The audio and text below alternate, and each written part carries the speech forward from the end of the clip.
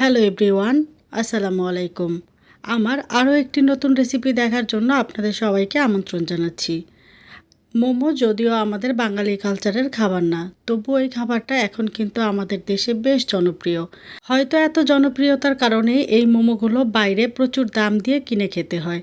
আর যদি ঘরে বানাই তাহলে এই মোমোগুলো কিন্তু খুব সহজে এবং অল্প খরচে বানিয়ে নেওয়া যায়। আজকের পুরো রেসিপিটা ফলো করে কেউ যদি প্রথমবারেও মোমো বানান, আপনার মোমোগুলো হবে একদম পারফেক্ট আর রেস্টুরেন্টের মতোই মজাদার। মোমোগুলো ভীষণ সফট হবে, ট্রান্সপারেন্ট হবে, আর এটা দীর্ঘক্ষণ রাখার পরেও একদমই শক্ত হয়ে যাবে না বা চুপসে যাবে না। একদম প্রথমবারে কেউ যদি মোমো বানাতে চান তাহলে আজকের রেসিপিটি অবশ্যই A to Z ফলো করবেন। আশা করি আপনাদের সবারই বেশ উপকারে আসবে আজকের রেসিপিটা। তো চলেন মূল রেসিপিটা শুরু করি। এখানে আমি একটা মিক্সিং বোলে রেগুলার আটা নিয়েছি, মেজারমেন্ট কাপের 1 কাপ। এখন এই আটার মধ্যে দিয়ে দিচ্ছি 2 টেবিল চামচ কর্নফ্লাওয়ার। কর্নফ্লাওয়ার দিলে মোমোগুলো অনেকটা ট্রান্সপারেন্ট হবে আর দীর্ঘক্ষণ পর্যন্ত সফট থাকবে। দিলাম স্বাদমতো লবণ। এবারে শুকনো উপকরণগুলো খুব ভালোভাবে মিশিয়ে নিব। মেশানো হয়ে গেলে এখানে আমি নিয়েছি কুসুম গরম পানি। এখন অল্প অল্প পানি দিয়ে আমি একটা ডো রেডি করব। একবারে পানিটা দিতে যাবেন না, তাহলে এটা অনেকটা পাতলা হয়ে যেতে পারে। প্রয়োজন মতো পানি দিয়ে দিয়ে ডোটা রেডি করে নিতে হবে। আর অবশ্যই কুসুম গরম পানি দিয়ে ডোটা রেডি করতে হবে, তাহলে এই মোমোগুলো কিন্তু স্টিম করার পরে একদমই চুপসে যাবে না আর দীর্ঘক্ষণ পর্যন্ত নরম বা সফট থাকবে। তো এখানে আমি ডোটা রেডি করে নিয়েছি। এখন এই ডোটাকে আমি 20 মিনিটের জন্য রেস্টে রেখে দিব। ডোটা রেস্টে রেখে এখন আমি মোমোর জন্য চিকেনের পুরটা রেডি করে নিব। আমি মুরগির বুকের এক সাইডের মাংস নিয়েছি। এখন আমি মাংসগুলোকে ছোট ছোট টুকরো করে কেটে নিব। এবারে আমি মুরগির বুকের মাংসটা ভালোভাবে কিমা করে নিব। চাইলে এই কাজটা ব্লেন্ডারেও করা যায়, তবে এভাবে কিমা করলে মুরগির কিমাটা একটু দানা দানা হয়, যেটা আমার কাছে খেতে ভালো লাগে। তো কিমাটা এখন আমি একটা মিক্সিং বোলে নিয়ে নিয়েছি। তারপরে আমি এখানে দিয়ে দিচ্ছি পরিমাণ মতো গাজর কুচি, দিচ্ছি পেঁয়াজ কুচি পরিমাণ মতো, আর এখানে দিচ্ছি কাঁচামরিচ কুচি। ঝাল কিন্তু আপনারা আপনাদের পছন্দ অনুযায়ী কমিয়ে বাড়িয়ে নিতে পারেন। এখন দিয়ে দিচ্ছি ক্যাপসিকাম কুচি। তারপরে এখানে দিয়ে দিচ্ছি 2 টেবিল চামচ সয়া সস, দিচ্ছি 1 টেবিল চামচ কালো গোলমরিচের গুঁড়া। এখন দিচ্ছি স্বাদমতো লবণ। সয়া সসেও কিন্তু অনেকটা লবণ থাকে, সেটা বুঝে এখানে লবণটা অ্যাড করতে হবে।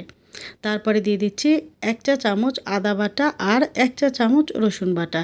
এরপরে দিয়ে দিলাম পরিমাণ মতো ধনিয়া পাতা কুচি। এখন এখানে দিয়ে দিচ্ছি ফুটন্ত গরম তেল 5 টেবিল চামচ।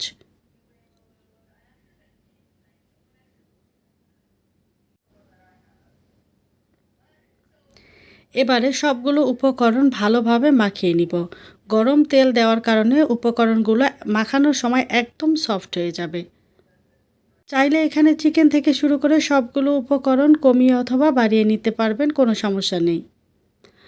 তো এদিকে আমার পুরটা রেডি হয়ে গিয়েছে, এটাকে রেখে দিয়ে এখন আমি ডোটা দেখে নিচ্ছি। আমার ডোটাও কিন্তু খুব সুন্দরভাবে সেট হয়ে গিয়েছে। এখন এই ডোটা আমি আরও 1 মিনিটের মতো খুব ভালোভাবে মেখে নিব। তারপরে ডোটাকে 2টা ভাগ করে নিব। একটা ভাগ একটা সাইডে রেখে দিয়ে অন্য একটা ভাগ দিয়ে আমি বড় সাইজের একটা রুটি বেলে নিব। রুটি বেলার সময় অবশ্যই কিছু আটা দিয়ে বেলতে হবে, তাহলে এই মোমোগুলো বানানোর পরে যে প্লেটে রাখবো সেই প্লেটে আর একদমই লেগে যাবে না। বড় সাইজের একটা রুটি বেলে নিলে একসাথে অনেকগুলো মোমো বানানো যায়। আর এখানে রুটিটা খুব বেশি পাতলাও হবে না, আবার মোটাও হবে না।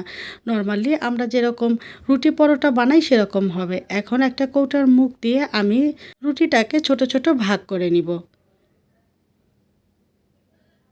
এখন ছোট রুটির মধ্যে আমি পরিমাণ মতো চিকেনের পুরটা দিয়ে দিচ্ছি। এখানে আমি একটা কাপে পানি নিয়ে নিয়েছি। পানি দিয়ে রুটিটার চারপাশে ভালোভাবে লাগিয়ে নিব। এতে করে যখন এটা সিল করব তখন বেশ সুবিধা হবে। এবারে আমরা পুলি পিঠার মতো চারপাশটা খুব ভালোভাবে সিল করে নিব। যারা আমার মতোই মোমো ডিজাইন করতে পারেন না, তারা কিন্তু খুব সহজভাবে এই ডিজাইনটা দেখে নিতে পারেন। এরপরে 2টা সাইডে আবারও একটু পানি লাগিয়ে দিব, তারপরে খুব ভালোভাবে সিল করে দিব। মোমোর এর থেকে সহজ ডিজাইন মনে হয় আর একটাও নেই।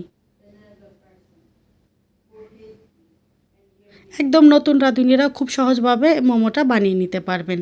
এরপরে আমি আপনাদের জন্য আরও একটা ডিজাইন করে দেখাচ্ছি।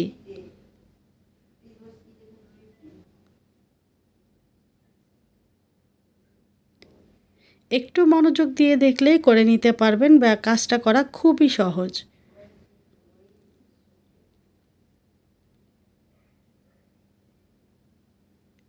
তো একটা রুটি দিয়ে যতগুলো মোমো হয় আমি ততগুলো মোমো এখানে একই রকম করে বানিয়ে নিয়েছি।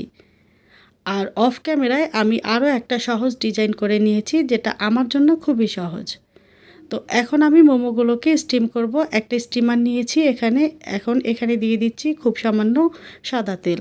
তেলটা খুব ভালোভাবে ব্রাশ করে নেব স্টিমারের চারপাশে। অবশ্যই তেল ব্রাশ করে নিতে হবে, তাহলে কিন্তু এই মোমোগুলো স্টিম করার পরে আর স্টিমারের সাথে একটুও লেগে যাবে না।